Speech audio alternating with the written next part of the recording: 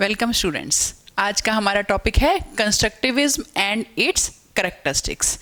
देखिए स्टूडेंट्स, जैसे कि इसके नाम से ही पता लग रहा है, कंस्ट्रक्ट मतलब कुछ बनाना, कुछ नया सीखना, बनाना। तो अपनी नॉलेज को हम किस तरह से गेन करते हैं, बनाते हैं, क्या नया रूप उसका होता है और किस तरह से हम करते हैं, वो इस कंस्ट्रक्टिविज्म में बताया गया है। वैसे तो ये थ्योरी है, इसको भी नेक्स्ट वीडियो में हम डिटेल में इसकी थ्योरी को पढ़ेंगे, लेकिन सबसे पहले आज हम इसका मीनिंग और इसकी कैरेक्टरिस्टिक्स, इसकी विशेषताओं को समझेंगे। Constructivism is basically a theory based on observation and scientific study about how people learn.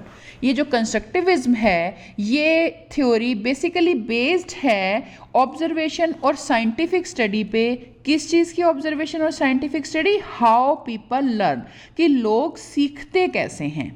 It says that people construct their own understanding of the knowledge of the world through experiencing things and reflecting on those experiences. ये theory बताती है कि लोग अपनी understanding खुद से construct करते हैं, जो कि उनको पूरे संसार से नॉलेज होती है अपने एक्सपीरियंसेस के थ्रू। पहले उन्हें एक्सपीरियंस होता है, अनुभव होता है, और फिर उनके ऊपर, उन अनुभवों के ऊपर चिंतन करके लोग अपनी समझ, अपनी अंडरस्टैंडिंग खुद से कंस्ट्रक्ट करते हैं। When we encounter something new, we have to reconcile it with our previous ideas and experiences, maybe changing what we believe or maybe discard the new information as relevant. देखिए, जब भी हमें कुछ नया मिलता है, नया हम खोजते हैं, कुछ करते हैं, तो हम उसको पिछले नॉलेज के साथ, जो हमारे प्रीवियस आइडियाज़ हैं, एक्सपीरियंस हैं, हम उनके साथ उनका सामंजस्य बिठाने की कोशिश करते हैं, रिकाउंसिल करते हैं। और इसका रिज़ल्ट ये हो सकता है कि मे बी हम जो कुछ मानते हैं, जिसे का हम विश्वास करते हैं, उसे हम चेंज कर लें। मतलब नए एक्सपीरियंस के थ्रू जो हमारे पुराने बिलीव्स हैं, हम उनको चेंज कर लें, या हम नई इन्फॉर्मेशन को ही डिस्कार्ड कर दें, नई जानकारी को ही इररिलेवेंट मान के खारिज कर सकते हैं, डिस्कार्ड कर देते हैं कि ये नॉलेज इररिलेवेंट है, हम जो जानना चाहते हैं ये वैसी नहीं है। मतलब हम सब एक्सपीरियंस करते हैं, कुछ नया जो हम सीख रहे हैं, उसके बाद हम अपनी अंडरस्टैंडिंग कंस्ट्रक्ट करते हैं। In any case we are active creators of our own knowledge. किसी भी केस में हम खुद एक्टिव क्रिएटर हैं, मतलब अपने आप खुद हम अपनी नॉलेज को बनाने वाले हैं। खुद से हम एक्टिवली रिएक्ट करेंगे, एक्टिवली कोई काम करेंगे, तो हमारी नॉलेज जो है वो बनती है, बढ़ती है। To do this we must ask questions, explore and assess what we know. इसके लिए हम किसी से क्वेश्चंस पूछ सकते हैं, अन्वेषण, एक्सप्लोर मतलब खोज कर सकते हैं, मूल्यांकन कर सकते हैं जो जो चीज़ हम जानते हैं उसका। Constructive teacher encourage students to constantly access how the activity is helping them to gain understanding. जो एक कंस्ट्रक्टिव टीचर होता है, मतलब जो खुद ही टीचर ऐसा है जो अन्वेषण करता रहेगा, खोज करता रहेगा, क्वेश्चनिंग करता रहेगा, वो स्टूडेंट्स को भी एनकरेज करता है कि वो भी नई से नई खोज करते रहें, मूल्यांकन करते रहें, अन्वेषण करते रहें कि कोई भी जो एक्टिविटी है उनको अंडरस्टैंडिंग, अपनी समझ को विकसित करने में, बढ़ाने में किस तरह से उनकी हेल्प कर रही है। By questioning themselves and their strategies, students in the constructive classroom ideally become expert learning. खुद से भी क्वेश्चंस करना, टीचर भी स्टूडेंट से उनकी क्वेश्चनिंग कर रही है, उनके स्ट्रेटजीज़ के बारे में, उनकी खोज के बारे में। तो ऐसे में क्या होता है, ये जो कंस्ट्रक्टिव क्लासरूम हमारी बन जाती है, इसमें स्टूडेंट एक्सपर्ट लर्नर्स बन जाते हैं। मतलब वो सीखने में एक्सपर्ट हो जाते हैं और बहुत जल्दी नई नई चीज़ों को सीख जाते हैं। This gives them every broadening tool to keep learning. With a well-planned classroom environment, the student learn how to learn. इससे क्या होता है स्टूडेंट्स कि इस तरह का जब उन्हें एनवायरनमेंट मिल रहा है कि उनको मोटिवेट किया जा रहा है नई से नई चीज़ को खोजने का, नॉलेज बढ़ाने का, तो स्टूडेंट्स को ब्रॉडनिंग टूल मिल रहा है अपने सीखने को एक वेल प्लान्ड क्लासरूम एनवायरनमेंट में सीखने को। मतलब एनवायरनमेंट ही इस तरह का है जो उन्हें एनकरेज कर रहा है नए से नए सीखने का, और इसमें फिर स्टूडेंट्स ये सीख जाते हैं कि सीखना कैसे है। मतलब कुछ नया जो गेन करना है, कुछ जो नया सीखना है हमने, उसको सही रूप से सीखने का क्या तरीका है, वो इस कंस्ट्रक्टिविस्ट क्लास में स्टूडेंट्स अच्छे से सीख जाते हैं। तो कंस्ट्रक्टिविज्म का क्या मीनिंग हुआ स्टूडेंट्स? एक ऐसी क्लासरूम, एक ऐसा ऑब्जर्वेशन टीचर से जिसमें टीचर मोटिवेट कर रही है स्टूडेंट्स को, और हम इसके थ्रू नए से नए नॉलेज गेन कर रहे हैं, अपने एक्सपीरियंसेस से गेन कर रहे हैं, अपने खोज से गेन कर रहे हैं। तो कुछ कंस्ट्रक्ट करना अपने एक्सपीरियंस से, नए सीखने के सही तरीके सीखना। Characteristics of constructivism. अब हम स्टूडेंट्स कैरेक्टरिस्टिक्स देखेंगे कंस्ट्रक्टिविज्म की। Constructivist used many techniques in the teaching process. जो ये कंस्ट्रक्टिविस्ट होते हैं वो काफ़ी सारी टेक्निक्स यूज़ करते हैं टीचिंग प्रोसेस में। मतलब ऐसे टीचर जो कि स्टूडेंट्स को भी इस तरह से पढ़ाएं कि वो अपनी नॉलेज कंस्ट्रक्ट करने के लिए मोटिवेट हों, तो वो काफ़ी टेक्निक्स भी यूज़ करते हैं। The following are some main characteristics of constructivist classrooms. उनमें से कुछ कैरेक्टरिस्टिक्स की अब हम बात करेंगे। कंस्ट्रक्टिविज्म क्लासरूम में कौन कौन से कैरेक्टरिस्टिक्स होती हैं, विशेषताएं होती हैं, अब हम उनकी बात करेंगे। Number 1 is learning is evolving. Learning जो है विकसित हो रही है, विकसित होती है। Students have ideas that they may later see were invalid, incorrect और inefficient to explain new experiences. Students के पास कुछ आइडियाज़ होते हैं जो वो बाद में देखते हैं कि वो इनवैलिड नहीं हैं, इनकरेक्ट हैं या इनसफिशिएंट हैं न्यू एक्सपीरियंसेस को एक्सप्लेन करने में। मतलब जो उन्हें एक्सपीरियंसेस हुए, वो जो उनके आइडियाज़ उससे रिलेटेड उनको मिले थे, वो इनसफिशिएंट थे, कंप्लीट नहीं थे, या इनवैलिड थे, या इनकरेक्ट थे। These ideas are temporary steps in the integration of knowledge. ये जो ऐसे हमारे एक्सपीरियंसेस होते हैं, ये एक तरह के टेम्परेरी स्टेप्स हैं। मतलब कुछ ऐसे स्टेप्स जो हमने लिए नॉलेज की इंटीग्रेशन के लिए। देखिए स्टूडेंट्स, हम कोई भी काम करते हैं, नेचुरली बात है, हो सकता है एक बारी में काम ठीक से ना हो, हमें उसके लिए बार बार प्रयास करने पड़े। तो ऐसे ही कुछ हम नया सीख रहे हैं, समझ रहे हैं, नॉलेज गेन कर रहे हैं, तो कुछ प्रयास उसके लिए हमारे ऐसे भी हो सकते हैं जो इनसफिशिएंट रहें, इनकरेक्ट हों, लेकिन ये टेम्परेरी होते हैं। कुछ समय के बाद हम इन्हें भूल जाते हैं, छोड़ देते हैं, लेकिन ये नॉलेज के इंटीग्रेशन में टेम्परेरी स्टेप्स हैं। So constructivist teaching takes into account that students current conceptions and builds from there.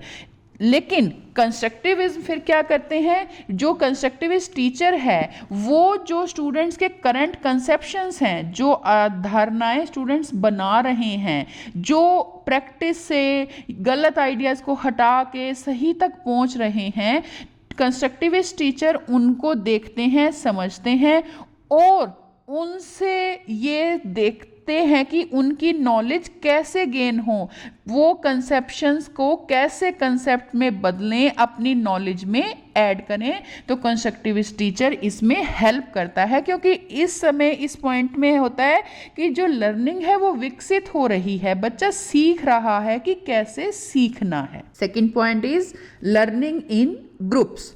Constructivist classroom relies heavily on collaboration or groupical among students. देखिए स्टूडेंट्स, जो कंस्ट्रक्टिविज्म क्लासरूम है वो collaboration और grouping के ऊपर, students में जो ग्रुप में काम करना है उस पर बहुत ज़्यादा निर्भर करता है। ग्रुप में काम हमेशा अच्छा होता है, इसीलिए कंस्ट्रक्टिविज्म क्लासरूम इसके ऊपर डिपेंड है। When students review and reflect on their learning process together, they can pick up strategies and methods from one another.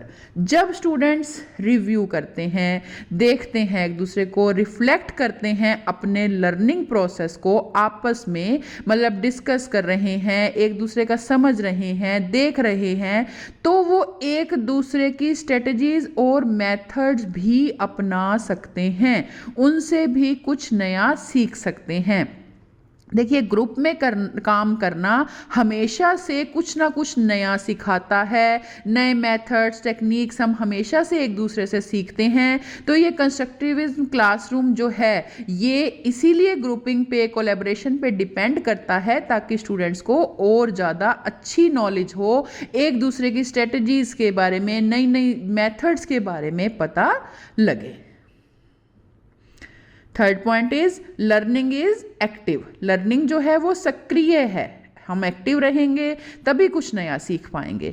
The student is the person who creates new understanding for him. जो student है वो एक ऐसा person, ऐसा व्यक्ति है जो अपने लिए नई अंडरस्टैंडिंग क्रिएट कर रहा है, बना रहा है। Learning activities require the students full participation. जो लर्निंग की एक्टिविटीज हैं वो स्टूडेंट्स की पार्टिसिपेशन रिक्वायर करती हैं। जो भी हमारी सीखने की गतिविधियां रहेंगी, जिनके थ्रू हम सीखते हैं, नेचुरली सी बात है कि उसमें स्टूडेंट्स का फुल पार्टिसिपेशन होगा ही होगा। बच्चा जब पूरे से उसमें पार्टिसिपेट करेगा, हर काम में एक्टिव रहेगा, तभी वो कुछ ना कुछ सीख पाएगा। The main and important part of learning process is that student reflect on and talk about their activities. जो mainly इसका part है इस learning process का, वो यही है कि students जो हैं वो अपने ideas बताते हैं, देखते हैं, उनके बारे में बातचीत करते हैं और उनकी जो activities हैं उनके बारे में discuss करते हैं। मतलब actively participate का क्या मतलब हुआ? learning जो एक्टिव है कि एक दूसरे के साथ डिस्कस करना, लर्निंग प्रोसेस के पार्ट में ये देखना कि उन्होंने खुद से क्या किया, वो बताना, करना, देखना होता है। Next, fourth point is learning is reflective. Learning जो है हमारी चिंतनशील होती है। Students control their own learning process and they lead the way by reflecting on their experiences. Students जो है अपने लर्निंग प्रोसेस को खुद से कंट्रोल करते हैं और वो इस रास्ते पे बढ़ते जाते हैं अपने आइडियाज़, अपने एक्सपीरियंसेस को रिफ्लेक्ट करते हुए। मतलब वो खुद से क्या सीख रहे हैं उस सब को कंट्रोल कर रहे हैं और नया सीख रहे हैं। This process makes them expert of their own learning. तो इस तरीके से क्या होता है, वो खुद से अपने सीखने के एक्सपर्ट बन जाते हैं। मतलब जो वो सीख रहे हैं वो सही रूप से सीखते जाते हैं, वो क्योंकि खुद कंट्रोल कर रहे हैं तो उनका सीखना सही दिशा में चलता है। The teacher helps create situations where the students feel safe questioning and reflecting on their own process either privately or in group discussions.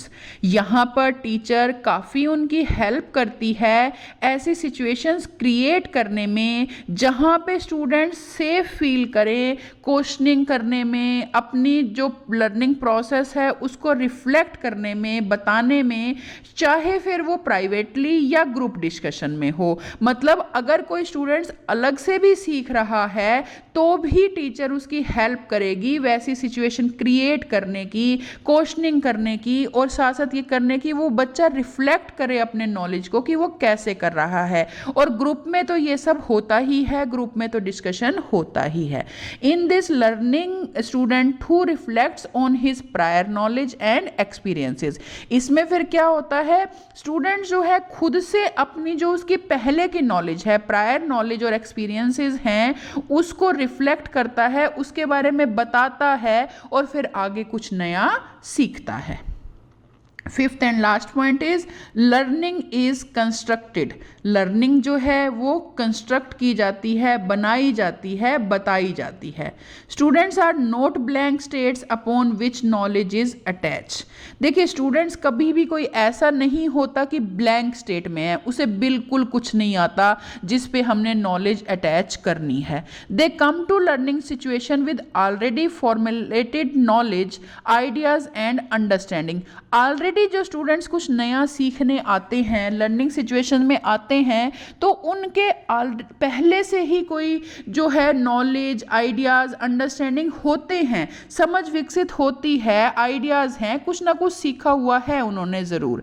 This previous knowledge is the raw material for the new knowledge they will create. ये जो previous knowledge है, ये जो पहले का सीखा हुआ है, ये एक तरह से रॉ मटेरियल का काम करता है नई नॉलेज के लिए, जो कि उन्होंने क्रिएट करना है, जो कि उन्होंने नया सीखना है। उसमें ये प्रीवियस नॉलेज एक रॉ मटेरियल की तरह काम कर रही है और नई नॉलेज को सीखने में काफ़ी हेल्पफुल रहती है। तो उम्मीद करती हूँ स्टूडेंट्स आज का टॉपिक आपको समझ में आया होगा। कोई भी क्वेरी है आप कमेंट बॉक्स में कमेंट करके पूछ सकते हैं। Thank you students.